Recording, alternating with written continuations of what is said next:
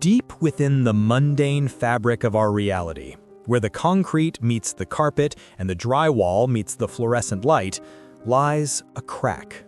It is a fundamental error in the code of the world, a place where the seams have worn so thin that they threaten to tear. You have felt this. We all have. It is the uncanny dread of an empty office building after midnight, the sterile silence of a school hallway during summer break, the infinite, repeating pattern of a hotel corridor at 3 a.m. These are the liminal spaces, the in-between places, the thresholds. We walk past them, we feel a momentary shiver, and we move on. Our reality holds. But for some, for an unlucky, undocumented, and forgotten few, it doesn't. They trip on a familiar stair. They lean against a wall in a crowded room. They take a wrong turn in a building they've known for years. And in one heart-stopping, impossible moment, the world simply gives way. They fall through the floor. They slip between the atoms of the wallpaper. They no-clip. This is the story of where they go. It is the story of the place we were never meant to see, a place of infinite, maddening sameness, and the things that live within it. This is not a simple creepypasta, but a documented, analyzed, and terrifyingly consistent alternate reality. This is the complete lore of the Backrooms, focusing on the foundational journey from level 0 to level 5. Before we can analyze the impossible geography of this place, we must first understand the event that takes you there. The term noclip is a borrowed one, a piece of video game vernacular used to describe a glitch where the player character's collision detection fails, allowing them to pass through solid geometry. For us, it is a fantasy. For a wanderer, it is the inciting incident of a nightmare. The M.E.G, the Major Explorer Group, is the closest thing this reality has to a government, a university, and a military all rolled into one. They are a collection of scientists, survivalists, and ordinary people who have survived long enough to try and understand their prison. Their archives on the noclip event are extensive, filled with harrowing first-hand accounts. One subject, David Miller, testified that he no-clipped from a children's play place, falling backwards against a padded wall that simply wasn't there. He described the sensation as cold and wet, like falling into a lake, only to open his eyes and find himself dry. The sounds of the party gone, replaced by the smell.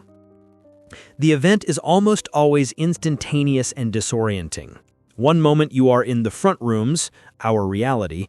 The next, you are not.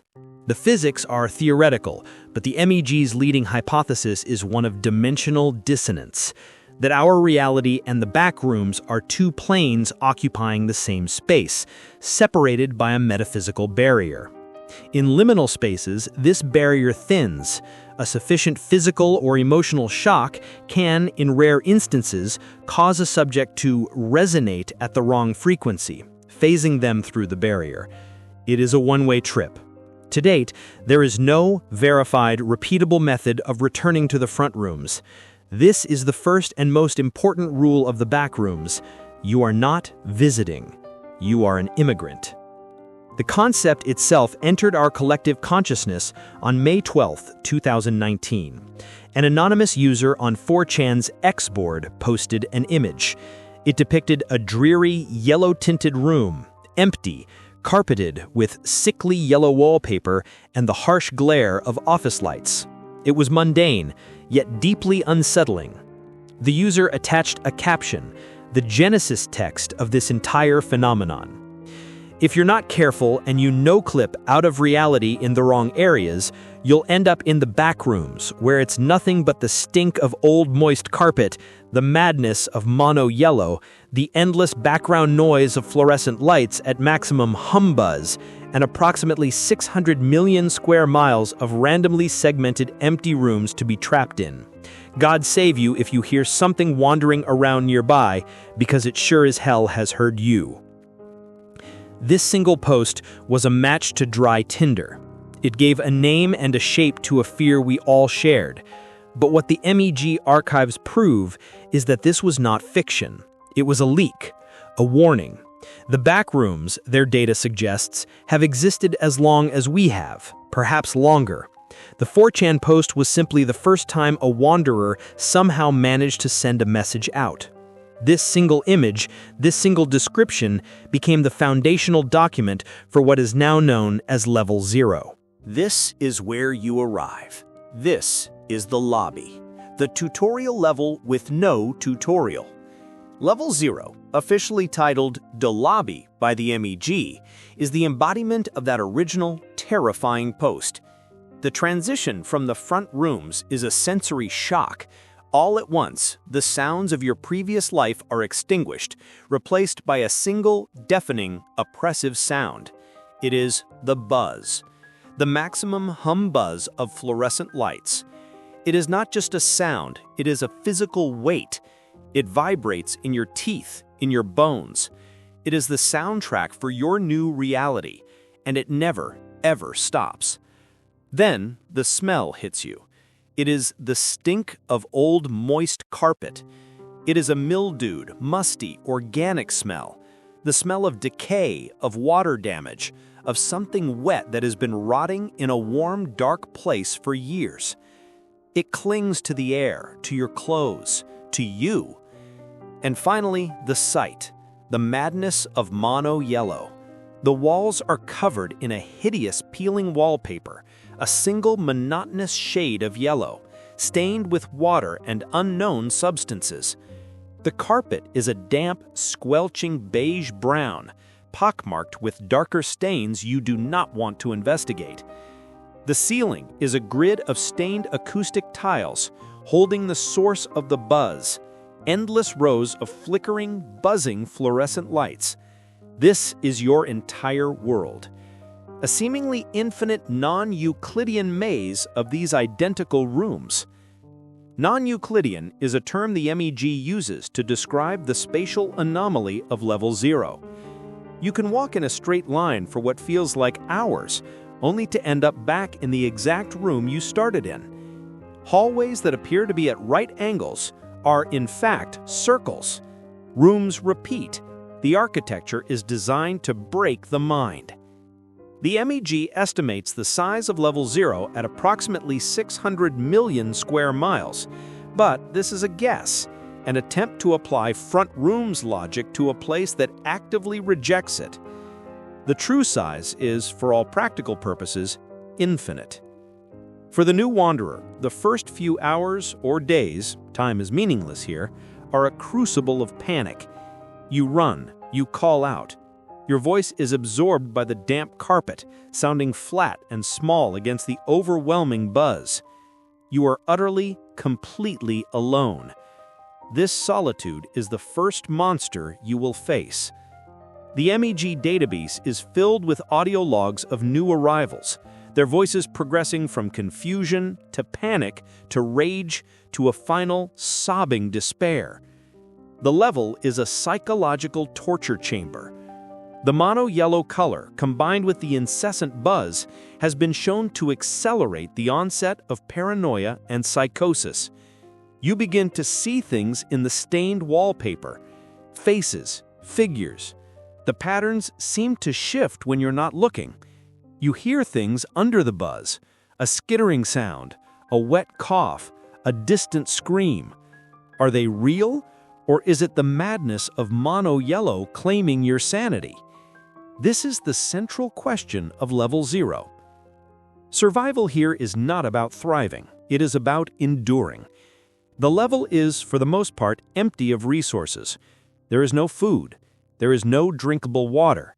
The liquid that saturates the carpet is a toxic, stagnant brew that M.E.G reports confirm will cause severe illness if ingested. Starvation and dehydration are the primary killers of those who simply give up, who lie down on the moist carpet and wait for the end. But there is one resource, one strange and inexplicable miracle: almond water. Randomly, inexplicably, you may find small, unbranded plastic bottles of it on the floor. It is faintly sweet, smells of almonds, and is perfectly safe to drink. It provides hydration and, according to M.E.G medical reports, has minor curative properties, both physical and psychological. Finding a bottle of almond water is a moment of profound relief, a temporary stay of execution. But it is not just the environment that is hostile.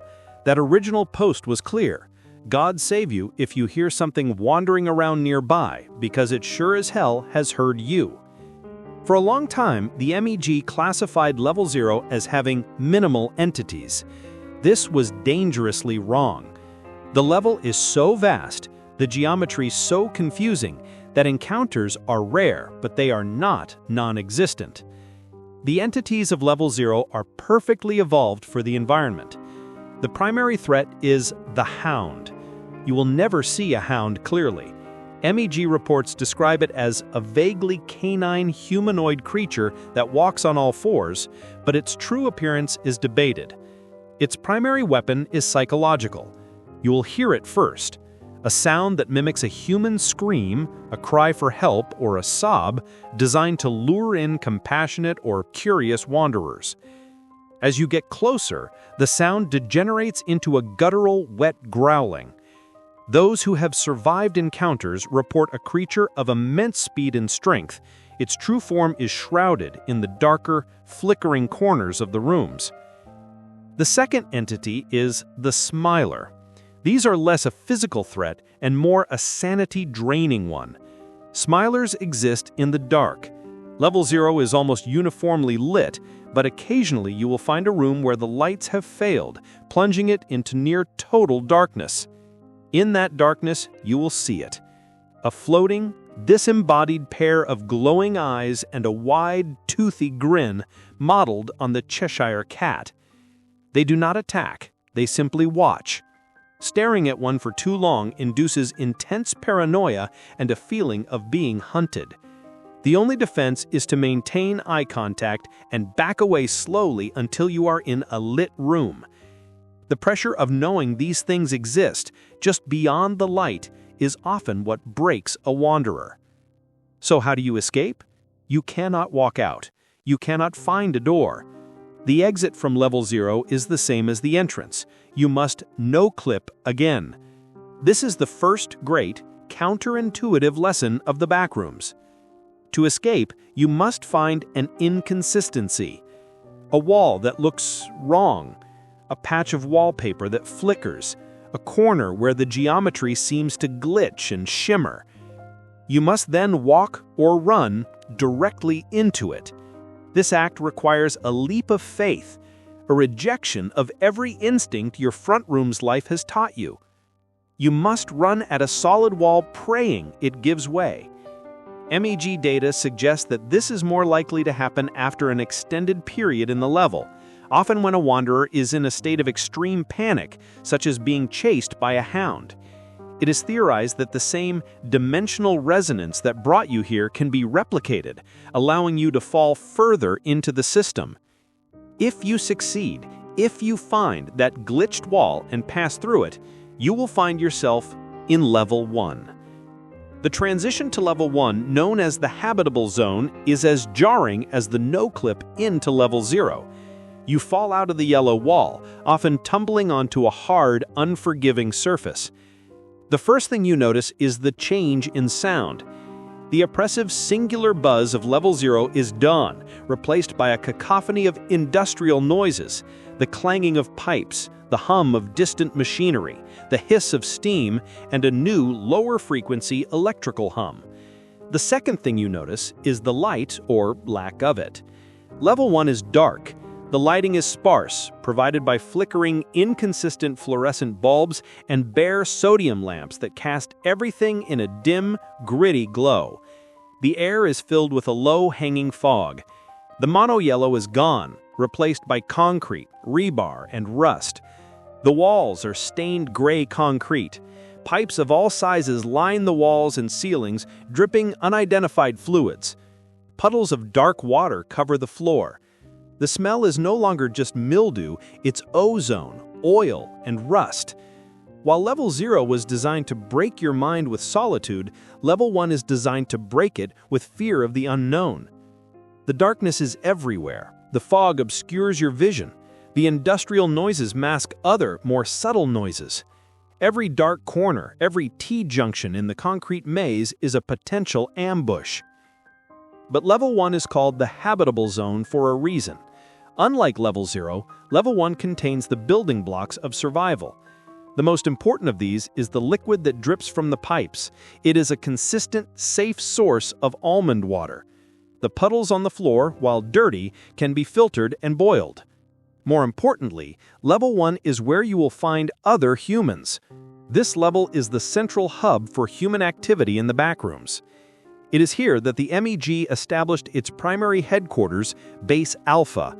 It is a fortified, well-lit, and relatively large settlement. The first sign of organized humanity you will have seen since noclipping. Finding Base Alpha is a rite of passage for wanderers. It is a moment of profound, overwhelming relief. It is safety, information, and hot food. The M.E.G operates as a quasi-scientific military organization. They send out armed patrols, they map nearby sections of the level, and they maintain the database that is the source of all this information. But the M.E.G is not the... Life in Level 1 is a new, grim normal. You are no longer just a survivor. You are a resident. You learn the rhythms of the place. You learn which areas have stable light and which are dark zones. You learn to walk quietly on the concrete, to test pipes before drinking, and to never, ever trust a stranger who approaches you too confidently. The M.E.G has established a complex social structure within Base Alpha.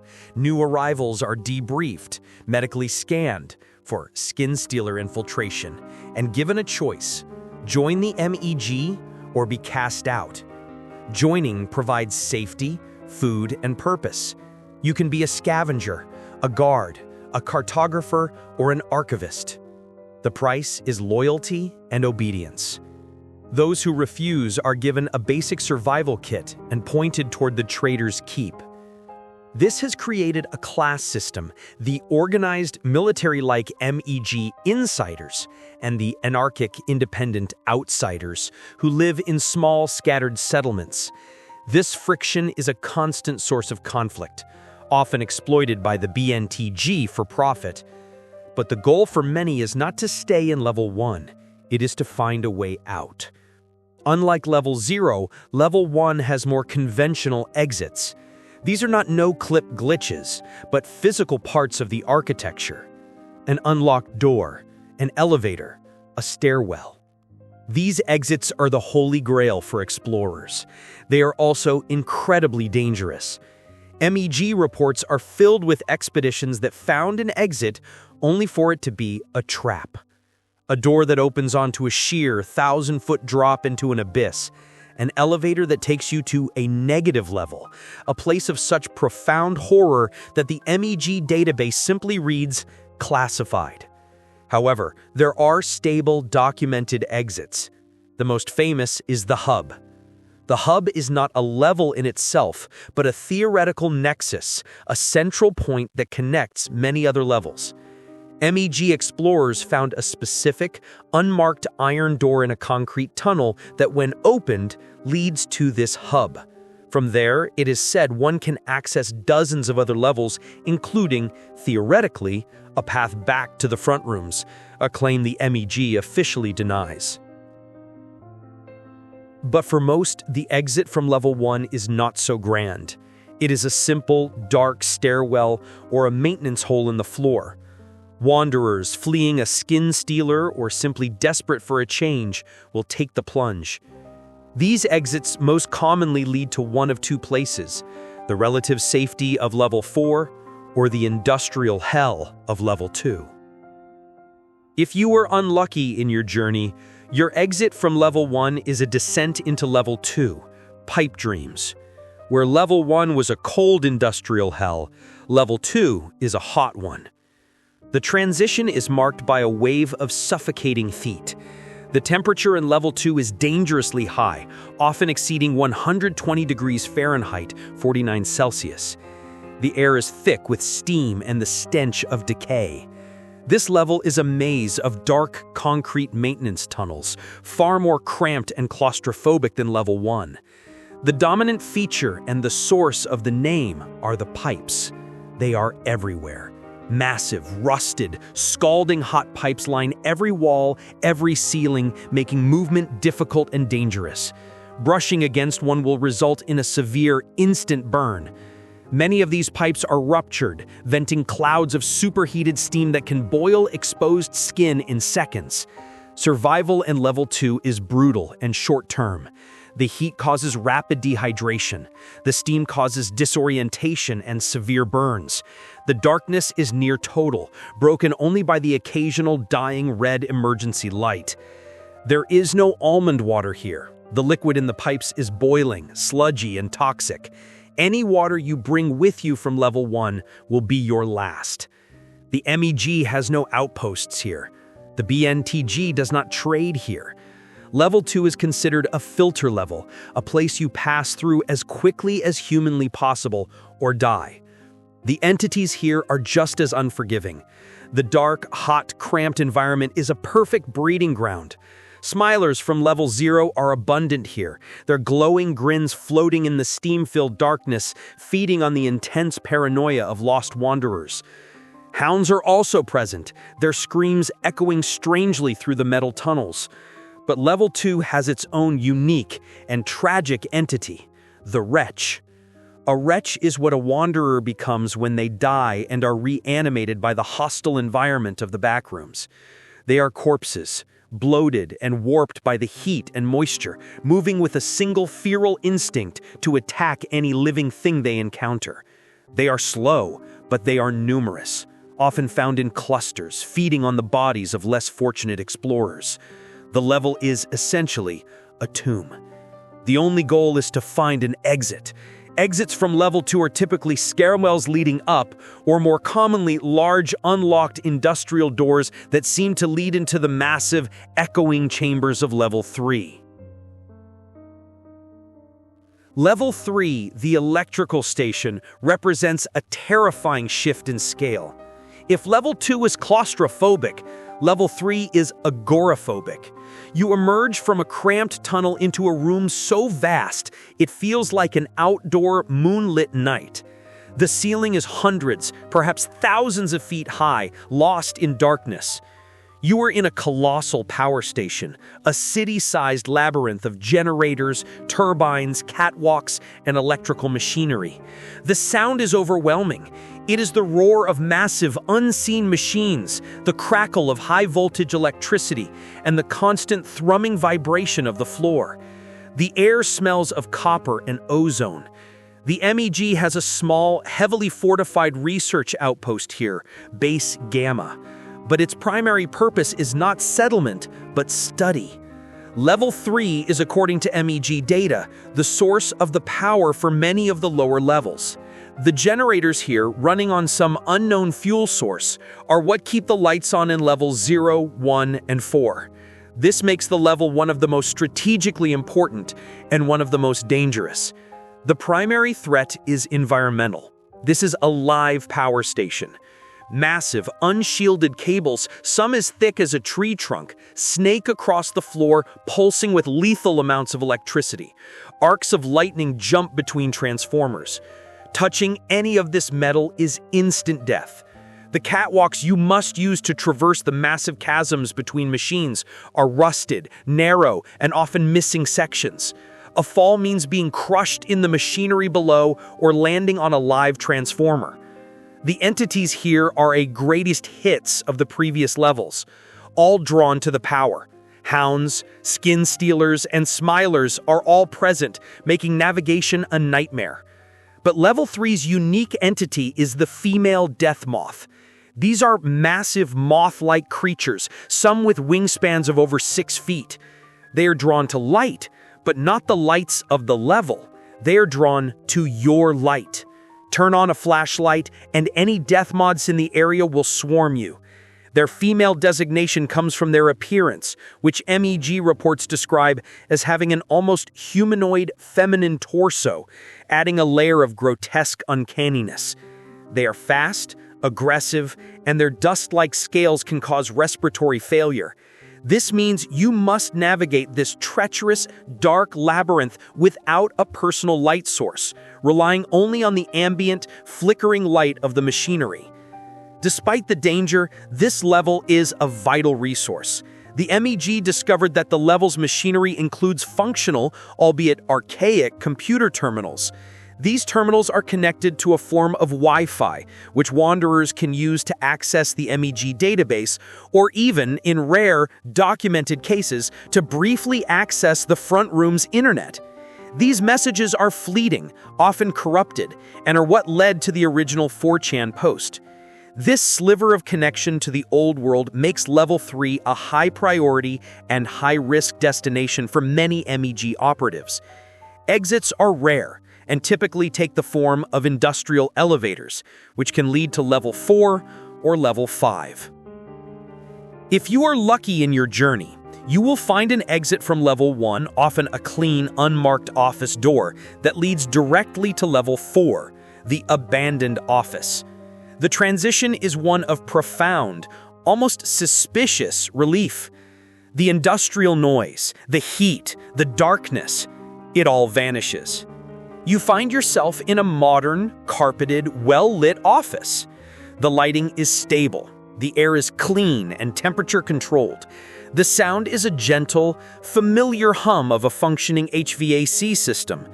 There is no buzz, there is no mildew. Level 4 is, for all intents and purposes, a normal, empty office building. It is endless, but it is not hostile.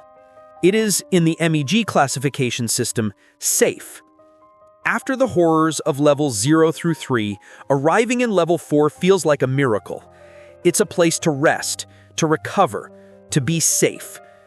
The level's greatest gift is its resources.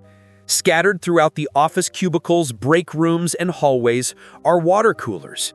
These coolers are filled with pure, clean almond water. This is the Backrooms, and there is no such thing as a true sanctuary. Level 4's safe classification is a dangerous oversimplification. It is a trap for the complacent. The M.E.G's internal documentation, not available to the general public, paints a much darker picture. First, the entities. While the level is mostly empty, it is not entirely empty. Hounds are still known to roam the darker, unlit sections of the office, far from the main settlements. Skin stealers have been reported here, finding the large, trusting communities a perfect hunting ground. M.E.G. operatives are warned that the facelings here, while rare, are almost universally hostile. The greatest danger, however, is the level itself. The almond water in the coolers? Not all of it is safe.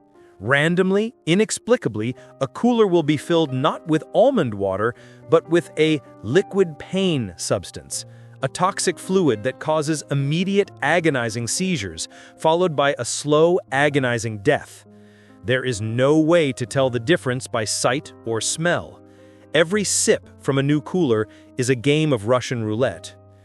Furthermore, the level is not as safe as it appears. M.E.G. archives detail the Office Colony, a large independent settlement that went silent. An M.E.G. team sent to investigate found the entire floor dark, the power cut, and the walls smeared with blood. The inhabitants were gone. The only clue was a single word scrawled on a whiteboard: hunted. The illusion of safety in Level 4 is just that, an illusion. It lulls wanderers into a false sense of security, making them easy prey. The windows that provide so much comfort? M.E.G. psychologists report a new kind of madness, window sickness. Wanderers will stare at the fake static sky for days, weeks, refusing to eat or drink until they waste away, convinced that if they just wait long enough, the clouds will move. Exiting Level 4 is notoriously difficult, not because the exits are hidden, but because they are too numerous. The level is filled with elevators and stairwells. Most of them simply lead to other parts of Level 4. Finding a true exit that leads to a new level is a matter of pure, blind luck. Most wanderers stop trying, They accept their new life in the safe office, ignoring the poisoned water, the silent hunters, and the static sky. For those who press on, a specific 1920s-style elevator is the most reliable and most terrifying exit. Pressing the button for floor 5 will take you to one of the most psychologically dangerous levels yet documented, level 5. Level 5, the Terror Hotel, is a masterpiece of psychological warfare. You exit the elevator into the grand, opulent lobby of a 1920s Art Deco hotel. The mono yellow is gone, replaced by rich mahogany walls, red velvet carpets, and ornate brass fixtures. The air smells of old perfume, cigar smoke, and something metallic. The sound is a low swinging jazz tune from the 1930s, playing from an unseen source. It is beautiful, and it is profoundly wrong. The M.E.G classifies this level as a Class 5 hazard, imminent danger, severe psychological risk. The level is split into two distinct, warring sections. The first is the main hall, or ballroom. This area is pristine, clean, and well lit by grand chandeliers. The jazz music is pleasant. The rooms are furnished with antique, high-quality furniture. It feels haunted, but safe. The second area is the boiler room. This is a dark, labyrinthine maze of rusted machinery, scalding pipes, and flooded floors, reminiscent of level 2. The air is hot, and the jazz music is distorted, muffled, and grotesque. The two sections are interwoven. A pristine hotel door may open directly into the boiling, rusted hell of the boiler room. A maintenance hatch in the boiler room may lead back to the grand ballroom. This disorienting, look-alike architecture is the level's primary weapon. You will walk down a long, red-carpeted hallway, turn a corner, and find yourself at the beginning of the same hallway. The level is designed to make you question your own senses, to make you believe you are going insane. The M.E.G has a small, heavily fortified outpost here, Base Tartarus, but its occupants are on a strict short-term rotation. No one is allowed to stay in level 5 for more than 2 weeks to prevent what they call the whispering sickness. Throughout the level, you will hear them, faint, indistinct whispers. They seem to come from the walls, from the ventilation, from just over your shoulder. At first, they are meaningless, but as you stay longer, the whispers become clearer. They begin to speak to you. They use your name. They dredge up your worst memories, your deepest fears, your most profound regrets. They tell you that your noclip was your fault, that your family is better off without you, that your M.E.G teammates are planning to kill you. This is the whispering sickness.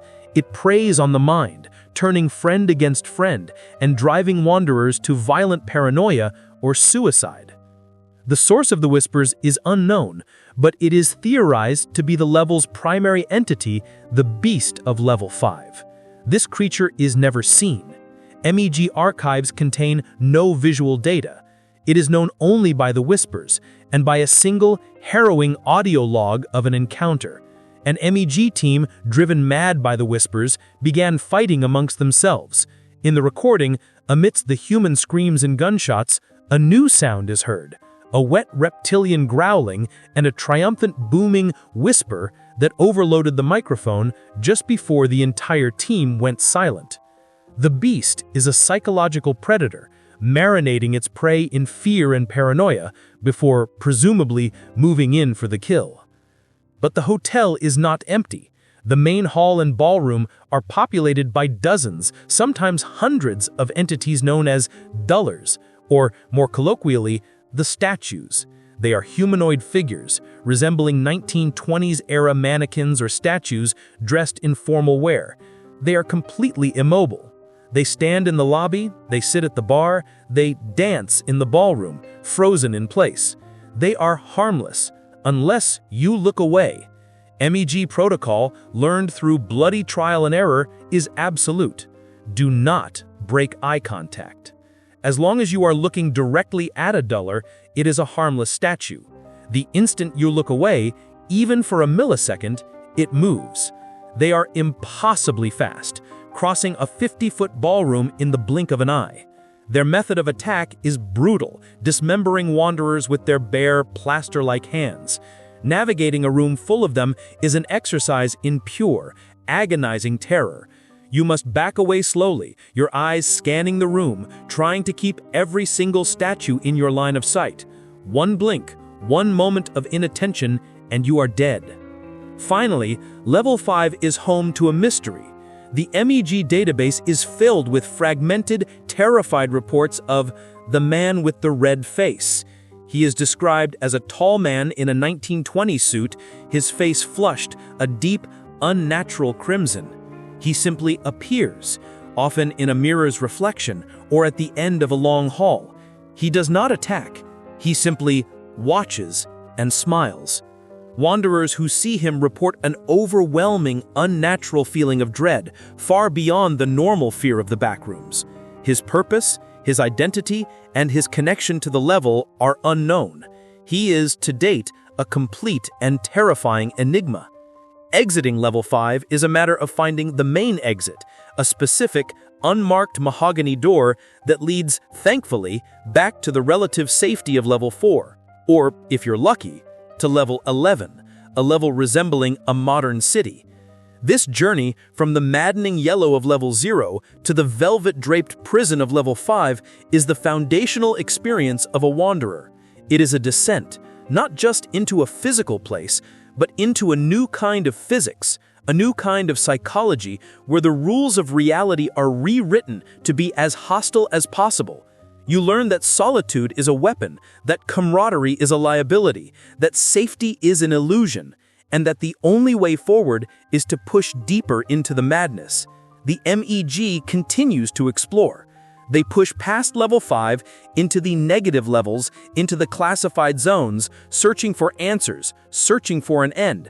But the Backrooms, as that original post warned, are estimated at 600 million square miles, and that might just be the first floor.